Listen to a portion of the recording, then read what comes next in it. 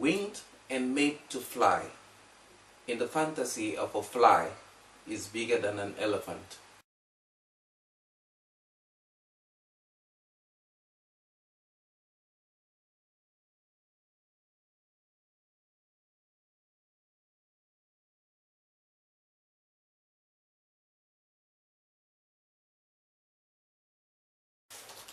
Hi there and welcome to my poetry corner. I am Arrey Ivo and I will be reading to you a poem, and I'll also try to explain some of the figures behind the words.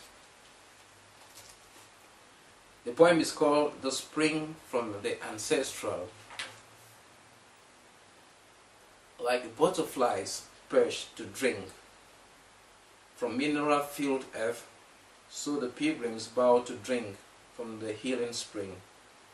In a year of disease, drought and famine, the fun, the elders, juju houses and villages gave palm wine to their ancestors, calling them to intervene, so that their woes to doom shall fade, and leave their hurts and children to breathe again the airs of their ancient peace. Then the spring was willed to appear near a giant rock on the east side of the village, where when the sun smiled every dawn. Now their children are healed from the spring, and their stories have brought many pilgrims to bow and drink from the spring, as butterflies perch to drink from mineral-filled earth. The arm of the ancestral is more comforting than any cotton. Well, this poem, it's a poem that transcends the reality of a particular community to the ancestors, and also to the connection that they have with their ancestors. So it starts with a lot of similes, like butterflies perch to drink from mineral-filled earth, so the pilgrims bow to drink from the healing spring. So we have the impression of seeing butterflies coming to nibble on the earth, to have minerals, to have vitality, and then we have a feeling, a picture of pilgrims also coming to bow. Bowing is a word that it's holy. It seems to be some kind of, you genuflect, like you get into a Catholic altar and so on. So I'm giving some mystical aspect to the spring, and therefore we are not lost when I describe the spring as the healing spring. So in a year of disease, drought and famine, the fun, the elders, juju houses and villagers gave palm wine to their ancestors, calling them to intervene. So now the history of why this spring is a healing spring is explained in the next lines. It was due to the fact that the community was facing problems.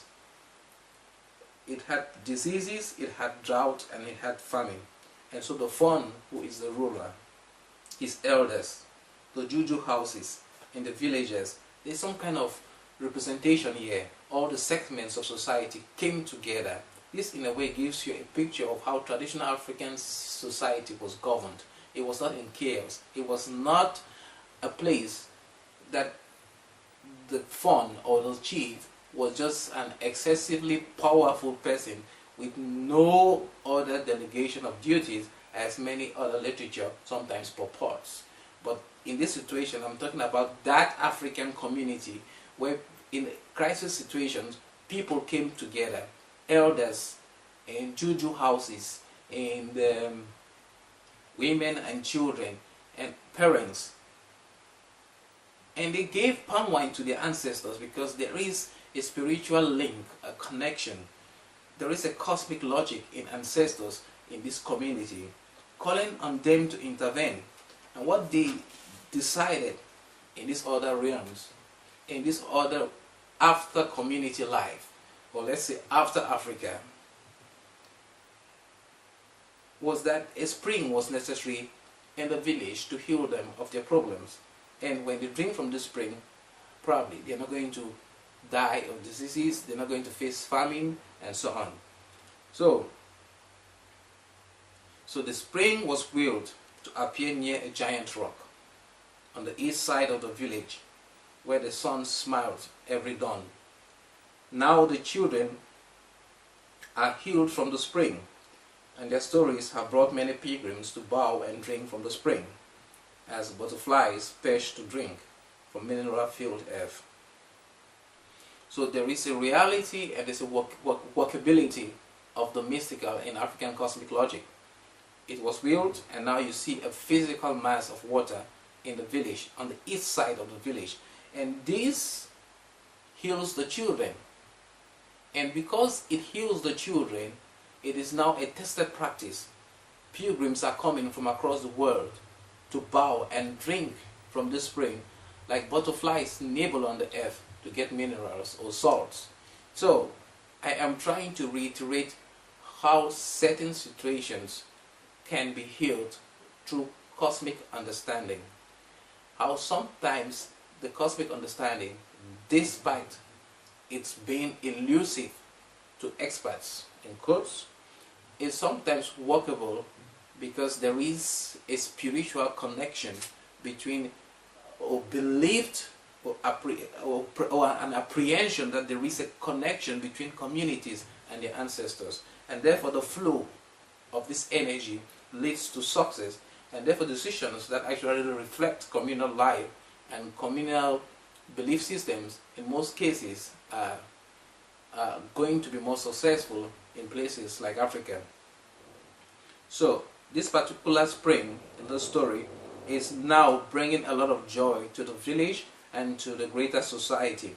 And in a way, this poem is telling you that the conservation of springs within villages is in many times linked to the cosmic logic of the people, because in giving sacredness to a spring, to a stream, to a river, and so on, it helps the people to treat it with respect, and therefore it is also their concern to protect it.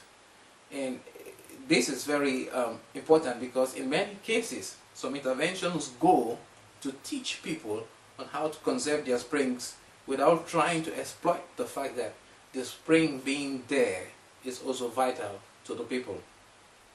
So the arm of the ancestral, the poem concludes, is more comforting than any cotton.